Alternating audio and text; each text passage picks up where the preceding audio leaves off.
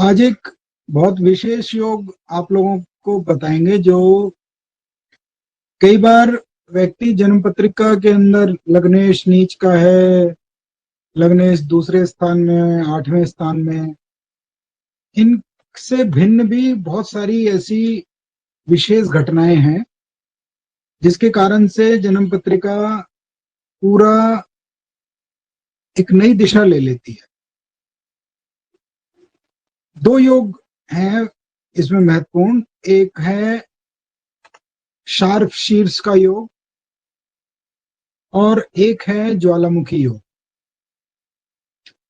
Sharp शीर्ष का योग मुख्यतः दीपावली के बाद सूर्य और चंद्रमा अनुराधा नक्षत्र के दूसरे या तीसरे चरण में देखने से प्राप्त होता है, अर्थात अगली दीपावली के ठीक अगले उसमें माह में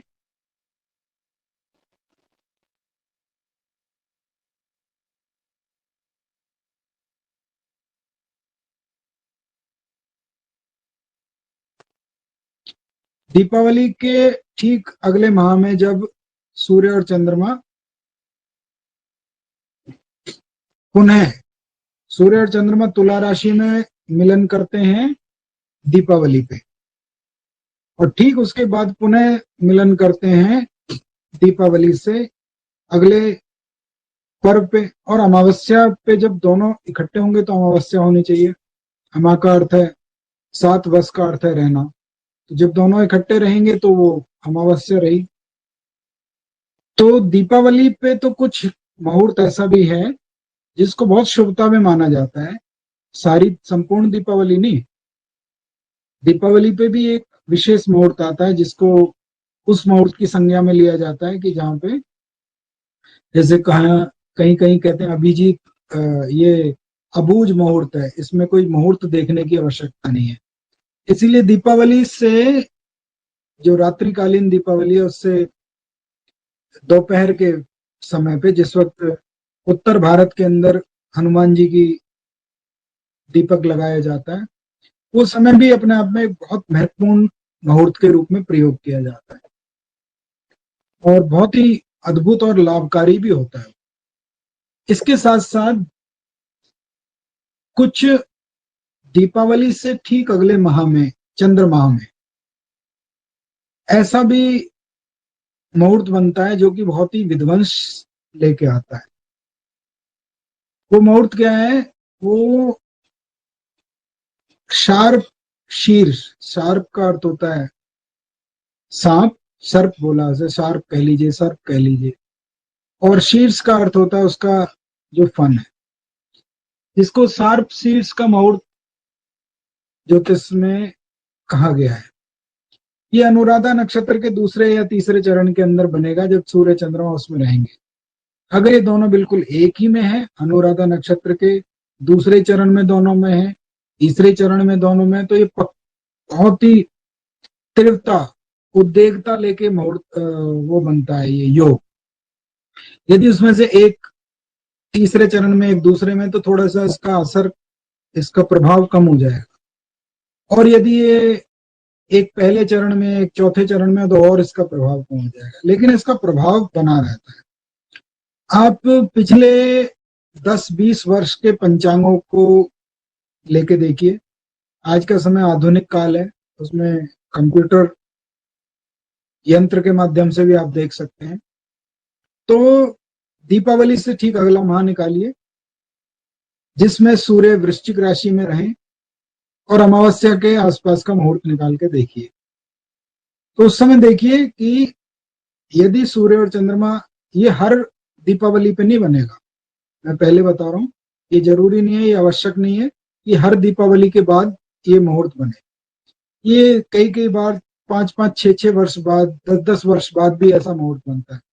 हर दीपावली के बाद ऐसा मुहूर्त बने, ऐसा संभव नहीं है, क्योंकि सूर्य की जो गति है वो निरंतर है, चंद्रमा की गति घटती और बढ़ती रहती है। तो कई बार चंद्रमा और सूर्य उसी अंश में और उसी जगह पे, विशेषकर अनुराधा नक्षत्र के लिए इसमें कहा है, विशेषकर नहीं, इसमें सिद्धांतिक रूप से अनुराधा नक्षत्र को ही कहा गया है। तो इस पे अगर ये मुहूर्त बनता है तो ये मुहूर्त अपने आप में बहुत ही कठिनाइयां, समस्याएं लेके आ सकता है। मूलतः इसका जो प्रभाव है वो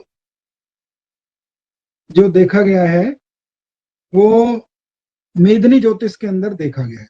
अब ये मेदिनी ज्योतिष क्या है? संसारिक ज्योतिष, जो पूरे संसार के ऊपर अपना प्रभाव छोड़ती है।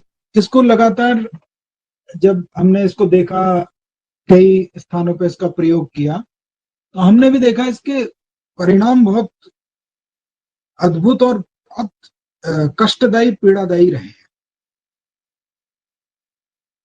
कि जरा सा भी इस प्रकार से हिले तो ये पूरी कुंडली को प्रभावित कर सकता है। इसीलिए शार्प शीर्ष का जो मुहूर्त है वो एक जातक विशेष की कुंडली में भी और एक आपके मेदिनी ज्योतिष के भीतर ये बहुत ही पीड़ा दे सकता है। आप ये देखिए, दुनिया संसार में जितनी महामारियां, जितनी अचानक से औचक होने वाली गतिविधियां जो समाज के हित में ना हो, वो आपको इस मुहूर्त के बाद देखने को प्राप्त होंगी। पूरे साल, पूरे वर्ष का वर्षफल बनाने के लिए, ये संसारिक ज्योतिष का वर्षफल बनाने के लिए हम चैत्र पक्ष शुक्ल प्रतिपदा भी लेते हैं और दीपावली भी प्रयोग कर सकते हैं। उसका कारण क्या है कि चैत्र शुक्ल प्रतिपदा पे जहां से मेष राशि है वो आरंभ हो जाती है, मतलब वहां से जो पूरा पंचांग है वो आरंभ होता है, और दीपावली पे जो मध्य खंड है तुला राशि, वहां से आरंभ होता है। तो जो बीच का व्रत है उसमें आप ये देखिए कि बिंदु कौन कौन से हैं। इसी प्रकार से मकर की संक्रांति, कर्क की संक्रांति भी महत्वपूर्ण है। तो ये मुहूर्त जो होते हैं ये जीवन के ऊपर विशेष प्रभाव लेके आते हैं।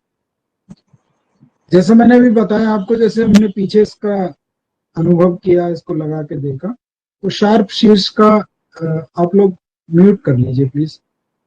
तो शार्प शीर्ष का जो मुहूर्त है वो थोड़ी समस्याएं लेके आता है।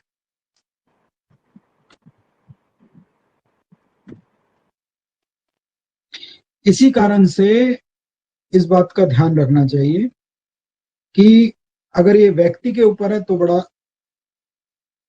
दुष्कर परिणाम लेके आएगा, और मेदिनी ज्योतिष के अंदर घटित हुआ है तो ये कैसे परिणाम लेके आएगा। ये हुआ एक मुहूर्त। इसके से इतर, इससे भिन्न दूसरा योग, ये भी बहुत ही महत्वपूर्ण योग है, जिसको हम मूलतः जो केवल जन्मांग के ऊपर, केवल जन्म कुंडली के ऊपर ही काम करने वाले ज्योतिषविद हैं, वो शायद, मुझे ऐसा लगता है कि वो वहां तक या तो पहुंच नहीं पा रहे हैं या वहां तक पहुंचना चाहते नहीं है। और जब आप ज्योतिष के जो जिज्ञासु हैं, जो ज्योतिष के छात्र हैं, जब ज्योतिष की निपुणता को, जटिलता को, गूढ़ता को समझेंगे, तो वो बहुत आवश्यक है कि आप वहां भी देखें जो शास्त्र कह रहा है। तो इसमें दूसरा योग है आचार्यों के द्वारा वर्णित ज्वालामुखी योग। अब ये ज्वालामुखी योग क्या है? तो ज्वालामुखी, जैसा कि नाम से ही प्रतीत हो रहा है कि एक प्रकार से ये वो विस्फोट है जो गर्भ के अंदर छुपा हुआ है, और जब वो बाहर आएगा तो बहुत ही विध्वंस लेके आ सकता है। इसमें तिथि को नक्षत्रों से जोड़ के देखा गया है, अर्थात जिस समय किसी जातक विशेष का जन्म हुआ है उसी समय पे, उस तिथि में अगर कोई विशेष नक्षत्र भी उदित हो रखा है तो ये और ज्यादा समस्याएं लेके आता है। जैसे प्रतिपदा के समय पे, अर्थात प्रथमा तिथि हो, इसमें शुक्ल पक्ष और कृष्ण पक्ष का कोई भी लेना देना नहीं है। प्रतिपदा के समय पे मूल नक्षत्र उदित हो, जिस जातक का जन्म हुआ है उस दिन प्रतिपदा तिथि हो अर्थात प्रथमा तिथि हो और मूल नक्षत्र उदित हो रखा हो। ये आप चाहें तो बाद में अपने जो आपके शब्दकोश है या जो आपका जो जिसमें आप संजो के रखते हैं अपनी चीजों को, उसमें भी रख लीजिएगा, आप लोगों के लिए बहुत काम आएगा। प्रतिपदा पे मूल नक्षत्र हो, पंचमी तिथि के ऊपर भरणी नक्षत्र हो। प्रतिपदा पे मूल, पंचमी पे भरणी, अष्टमी पे कृतिका, नवमी तिथि पे रोहिणी और दशमी तिथि पे अश्लेषा।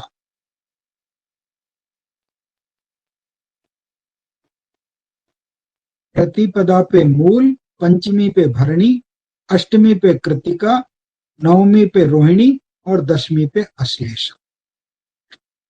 इन तिथियों पे यदि ये नक्षत्र उदित हो जाएं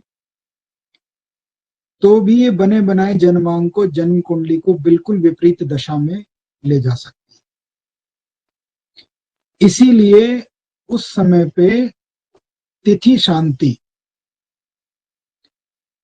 और नक्षत्र पीड़ा शांति